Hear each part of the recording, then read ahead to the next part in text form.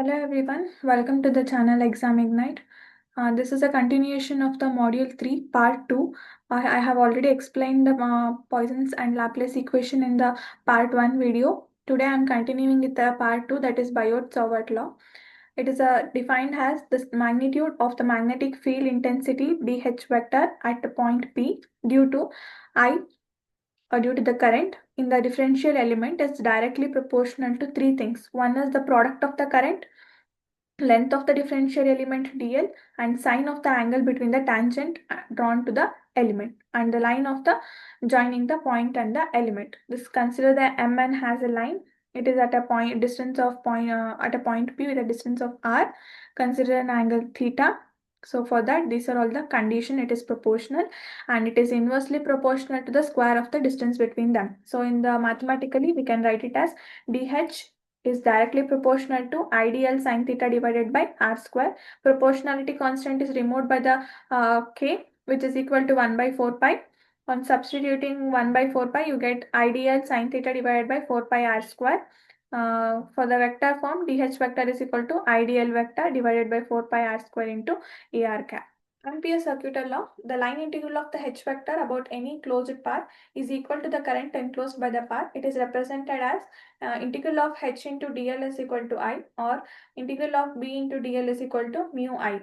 So you can consider a closed path which is a current, it having the current carrying conductor with a current I passing through the O with a closed surface of an arbitrary choice.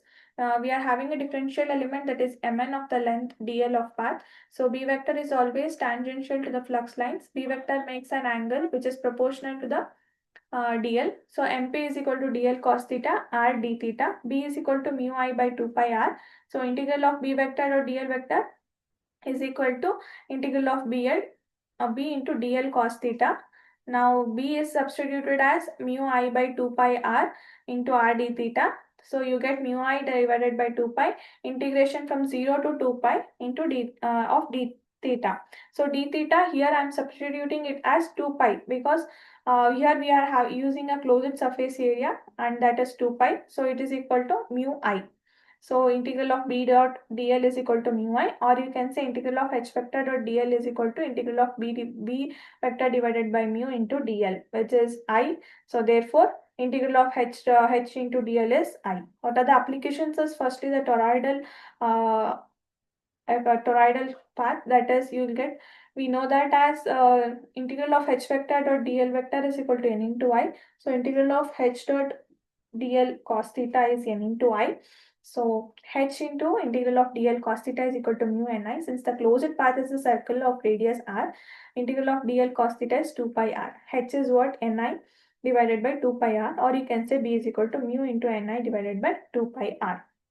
Straight solid cylindrical conductor. Therefore, the current or the unit area of the cross section is given as I divided by pi r square. For if r is less than r, the area of cross section will be pi r square. Current enclosed by the path is current per unit area into the area enclosed, that is I divided by that area is pi r square into the pi r square, that is area and overall area enclosed, is equal to I of pi will get cancelled, so r square, small r square divided by capital R square. By the Ampere circuital law, we know that integral of H vector dot dl is equal to current enclosed, or integral of H into dl cos theta, which is I of r square by r capital R square. So H gets out of the integral, dl cos theta is equal to H of 2 pi r, which is again simplified as B is equal to mu I r divided by 2 pi r square. So we get r is equal to capital R. So H is equal to I divided by 2 pi capital R if r is equal to r. If r is greater than capital R, then H is equal to I divided by 2 pi small r. Coaxial cable, here we are having three regions. One, when r is small r is less than r1, then H will be equal to I divided by 2 pi r, or you can say B is equal to mu I by 2 pi r. For the region 2, if r lies between the r1 and r2, capital R1 and R2, then H is equal to 1 by 2 pi r, or B is equal to mu I by 2 pi r. So here with the thickness, region 3, within the thickness of the outer counter, here r lies between the capital R2 and 2R2. Current flows in the outer conductor. So density is current density is minus I divided by pi of R3 square minus R2 square. Area enclosed between the closed path and the inner circle of the radius R2 is dA, which is equal to pi of R square minus R2 square. Finally, you will have to find the current through the dA area is I dash, that is J into dA. Total current enclosed by the path, which is equal to the current enclosed by the inner conductor plus I. On simplifying and substituting, you get this equation. Next concept is curl. It is an electrostatics Gauss law in the integral form, that is integral of d vector dot ds vector is equal to q. Then by the concept of divergence, it was converted to the differential form, that is nebula d vector is equal to rho. In the magnetostatics, the Ampere's integral law is what? Integration of h vector dot dl vector is equal to I. Then by the concept of curl, it can be converted to nebula into h vector is j. In the Cartesian coordinates, we write it as nebula into h vector, a cap x, a cap y, a cap z, dou by dou x, dou by dou y, dou y, dou z, hx, hy, and hz. In the cylindrical coordinates for the r, phi, and z, we write like this.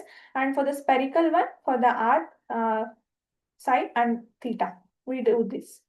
Next comes Stokes' theorem, an important one. It provides a way of relating a line integral to a surface integral in cases where the curl of vector exists in the vector field. That is, integration of nebula cross f vector dot ds is equal to surface integral of f vector dot dl vector.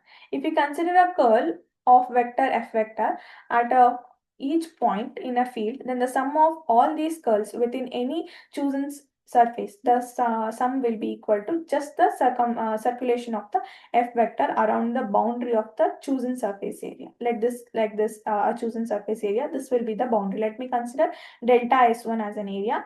So A, B, C, D and EF, these are all the regions. The general equation of the curl is given as nebula cross f vector is n cap into limit delta S tends to 0, integral of f vector dot dl vector divided by delta S. That is my equation 1. Now here I'll substitute, I'll simplify, I will simplify, that is limit delta S and S1 tends to 0. That is, I'm considering this area where nebula into f vector dot product of n cap into delta S1, which is equal to integral of f vector dot dl vector, which is my equation 2. So delta into nebula into f vector into ds1 is integral of f vector into dl vector. This is what? This is the circulation of the f vector around the A, B, C, D. This is what we get. Now what next? We have to simplify, that is from A to B, from B to C. So we write integral from A to B f vector dot dl vector plus integral from B to C f vector dot dl vector. Similarly for all the four lines.